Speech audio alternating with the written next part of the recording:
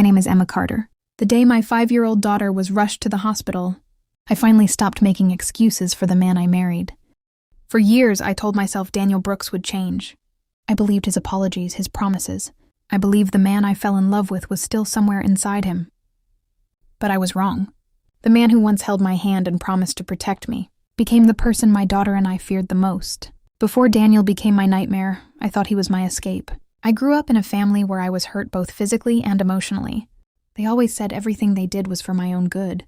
But all it did was leave me scars, mental health struggles, and desperate to escape.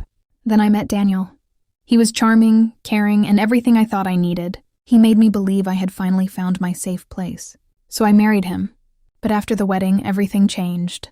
The man I knew slowly became someone who wanted control over every part of my life. At first, I ignored the signs. I told myself every couple had problems. I told myself he was just stressed. But then his anger became worse.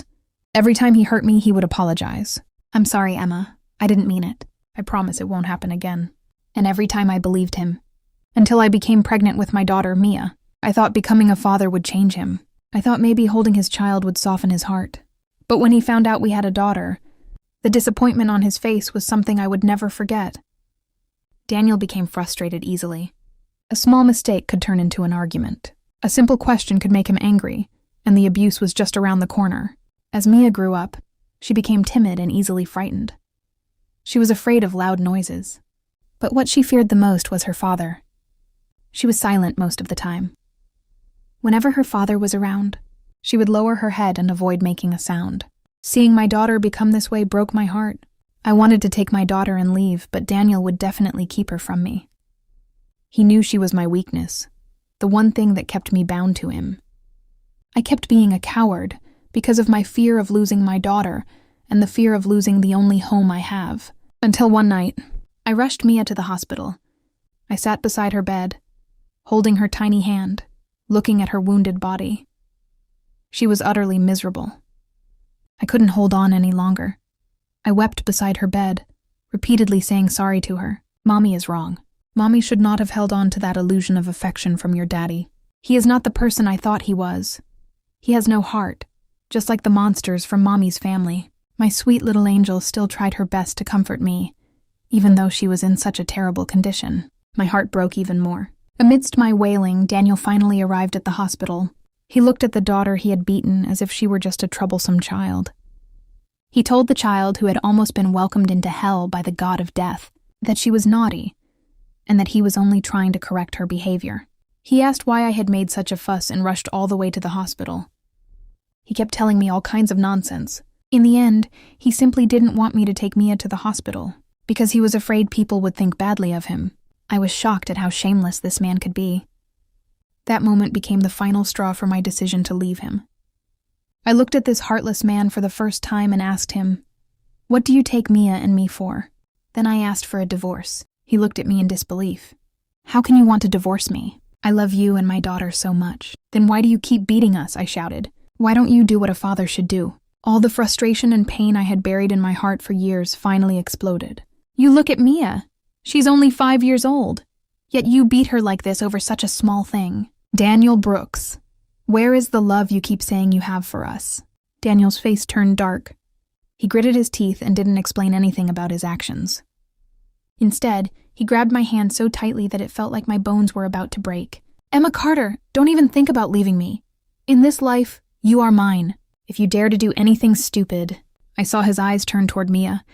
My daughter was watching our argument with fear and worry in her eyes. Then Daniel said something that froze my entire body. "I will make her disappear forever." He pointed at Mia. The moment those words left his mouth, she became terrified and started shaking. "No, please no, Daniel," I begged. "She is also your daughter. Go back with me, now." Daniel pulled me out of Mia's hospital room. I begged him to let me stay and take care of Mia, but he refused. He said that if I obediently went back with him, he would hire a caretaker to look after Mia. I knew what was waiting for me if I went back with him, but it was better for Mia to have someone there to take care of her. Daniel threatened Mia's life. I had no choice but to return home with him. I turned back to look at Mia before closing the door to her hospital room. I lowered my head and silently followed Daniel out of the hospital. The moment we walked through the front door, Daniel slammed it shut behind us. Without saying a word, he grabbed my hair and threw me to the floor. "You dared to ask me for a divorce?" he growled. "I've been too soft on you." His fists and kicks came one after another. I didn't fight back. I knew from experience that the more I resisted, the angrier he became. I curled up on the floor, trying to protect my head. By the time he finally stopped, my face was swollen, my lips were bleeding, and every part of my body ached. He leaned down and grabbed my chin. "Remember this, Emma. You belong to me. Don't ever think about leaving." Then he walked away as if nothing had happened. That night, after Daniel fell asleep, I quietly treated my wounds in the bathroom. The next morning, I returned to the hospital as soon as visiting hours began. When Mia saw me, she forced a weak smile. But the moment she saw the bruises on my face, tears welled up in her eyes. "Mommy, are you hurt?" she asked softly. I told her I wasn't hurt, yet tears streamed down my face. My sweet little angel. Even after everything she had been through, she was still worried about me. Because of my cowardice, I had made her live in this hell with me. I was a terrible mother. I couldn't stay for long. Daniel had always limited my time outside the house. I couldn't have friends, and I couldn't go anywhere without his permission. But to me, it felt normal. After all, when I lived with my family, they always told me that friends were bad and that I didn't need anyone else. So even when Daniel refused to let me work or make friends, I didn't see anything wrong with it. But now I knew how terribly wrong I was. When I finally woke up and wanted to escape, I didn't know where to turn. My family? That was the same hell that had pushed me into becoming this way. As I stepped out of Mia's room to wipe away my tears, an elderly man sitting quietly in the hallway noticed the bruises on my face. He didn't ask what happened. He only said, "You don't have to live like this forever." Before I could say anything, he handed me a card. "My name is Robert Hayes. I run a martial arts academy. If you ever need help, call this number." I looked at the card in my hand. At that time, I didn't know this small piece of paper would become the beginning of my new life. After Mia was discharged from the hospital, I returned to the same house and the same nightmare. But this time I had made a decision. I secretly contacted Robert and started learning martial arts. At first I could barely keep up. But every time I looked at Mia, I reminded myself why I was doing this. I was learning so I could protect my daughter and finally escape. But before I could fight back physically, I needed to protect myself legally. With Robert's help, I contacted a lawyer. For the first time, I told someone everything that had happened. The lawyer listened carefully and told me I needed evidence if I wanted to keep Mia safe and leave Daniel for good. So I started gathering everything I could. I saved messages. I kept records of every injury. I collected anything that could prove what Daniel had done. I knew Daniel would never simply let me walk away. He believed he owned me. He believed I would always be too afraid to leave. But he didn't know that while he thought I was still the same helpless woman, I was quietly preparing the end of our marriage. The day I would finally take Mia and leave him was getting closer. I couldn't let Daniel know what I was planning. If he found out too early, I knew he would do everything he could to stop me, so I pretended everything was the same. I smiled when he expected me to smile.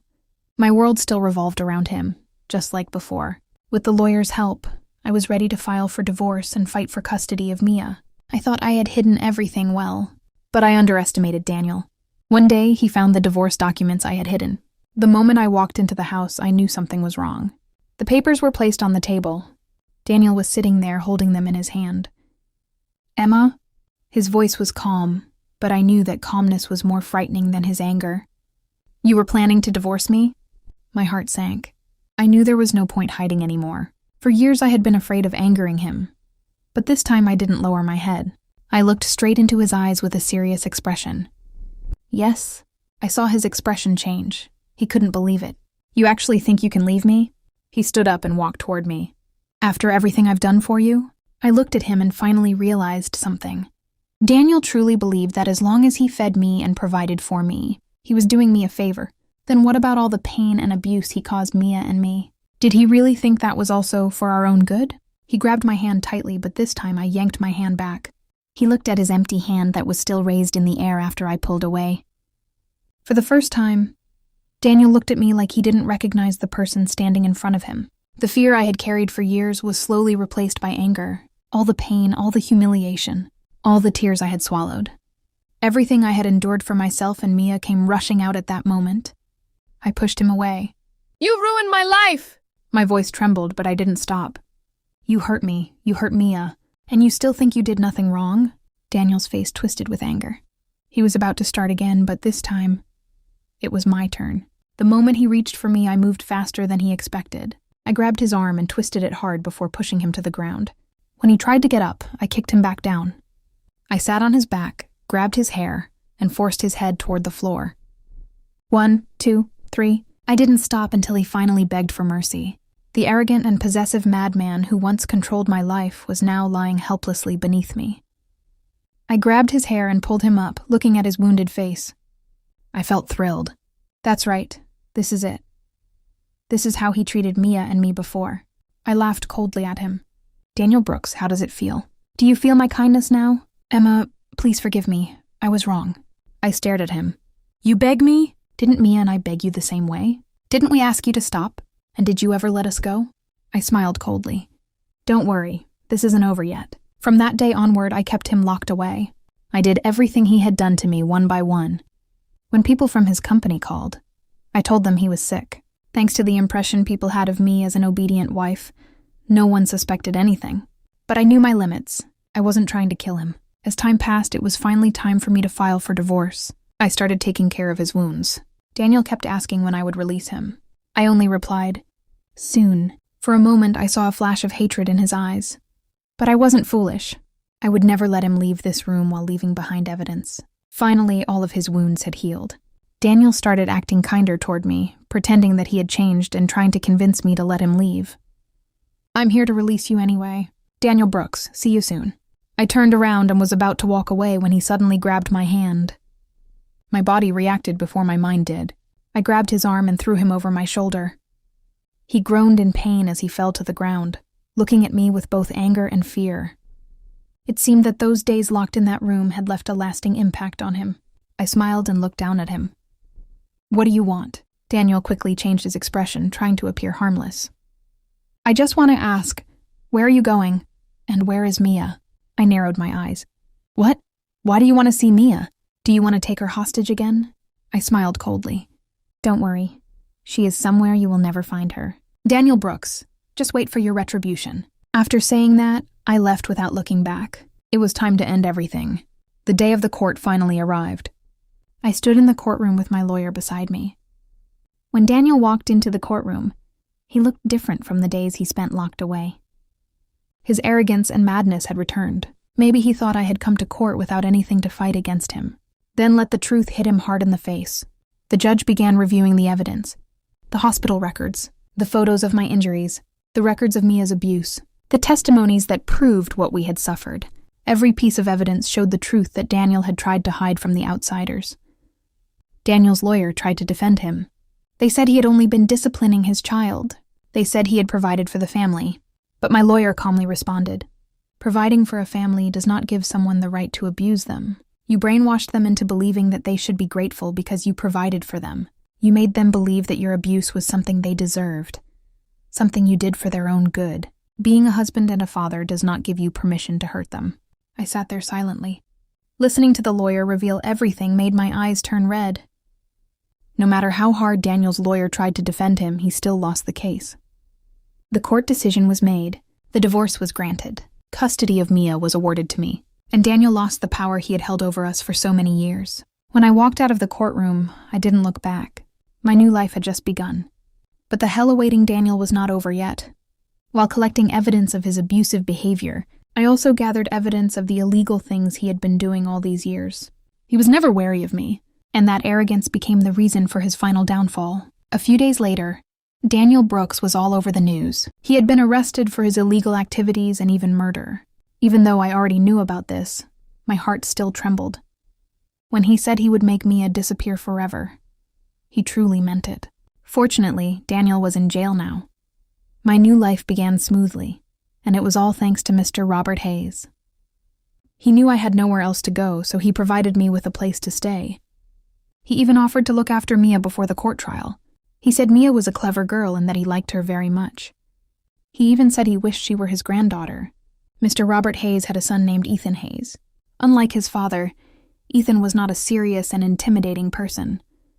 He was warm, cheerful, and easy to get along with. With his handsome appearance and sunny personality, many people had been interested in him. But Ethan had never been in a relationship, until the day Emma came to his father's martial arts academy. It was love at first sight for Ethan. He knew Emma had just escaped a painful marriage. He knew her priority was Mia, not romance, so instead of confessing his feelings, he quietly helped her. Whenever Emma needed something, Ethan would find a way to assist her. He often pushed his father to do more for her, even though Robert already cared deeply about Emma and Mia. "She needs someone to help her rebuild her life, Dad. Don't just teach her how to fight, help her stand on her own." Years passed. Emma became stronger. Mia grew up, and after Daniel was finally gone from their lives, Ethan finally allowed himself to step closer. She started a new life, became stronger, and learned how to smile again. But even after all those years, she never thought about love. Her heart still carried the scars from her past, until Ethan slowly entered her life. He was different from Daniel. He never controlled her. He never forced her to depend on him. He simply stayed by her side, supporting her choices and respecting her past. Mia really liked Ethan and enjoyed spending time with him, unlike the father who had once made her fear even a simple glance. Ethan was patient and gentle with her. He listened to her stories, treated her like his own family, and always made her feel safe. "Mia, you seem to like Ethan a lot." Mia looked at her seriously, because Uncle Ethan makes Mommy smile. All these years, she had forgotten that she also deserved to be loved. Mia asked me, "Mommy, would you be against it if I wanted Uncle Ethan to be my new daddy?" I smiled and gently stroked her hair. "If he's truly kind to you, Mia, Mommy won't be against it." After hearing my answer, Mia ran toward Ethan. She seemed to whisper something to him. A moment later, I saw him smile so brightly, like the sun. After that day, Ethan stopped hiding his feelings. He still respected Emma's boundaries, but he no longer pretended that he only cared about her as a friend. He invited her and Mia to dinner. He helped Mia with her homework. Whenever Emma faced a problem, he was always there, not to make decisions for her, but to support her. Little by little, his affection became impossible to ignore. One evening, after walking Emma home, Ethan finally stopped in front of her door. "Emma," he said softly, "I've liked you since the first day we met at my father's martial arts academy. I know your past still hurts. I know you're afraid of trusting someone again. So I'm not asking you to forget it. I'm only asking you to give me a chance to create a better future with you." Emma lowered her eyes. She had rejected the idea of love for so many years, not because she hated it, but because she was afraid of living through the same nightmare again. Ethan gently held out his hand. "You don't have to answer me today, but if one day you're ready, will you be in a relationship with me?" Emma looked at the gentle smile on his face. I will." End of the story. Thanks for watching.